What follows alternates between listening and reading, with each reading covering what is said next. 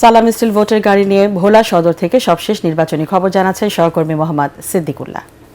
সালাম স্টিল ভোটের গাড়ি নিয়ে আমি এই মুহূর্তে দাঁড়িয়ে আছি ভোলা সদর আসনে। ইতিমধ্যেই ভোলা সদর আসনে নির্বাচনী আমেজ সৃষ্টি হয়েছে। চায়ের দোকান, অফিস আদালত বিভিন্ন জায়গায় নির্বাচনী গুঞ্জন চলছে। প্রার্থীরা তাদের মনোনয়নপত্র সংগ্রহ করেছে এবং আমি লক্ষ্য করেছি যে ভোলার তরুণ ভোটারদের মধ্যে ব্যাপক উৎসাহ উদ্দীপনার সৃষ্টি হয়েছে।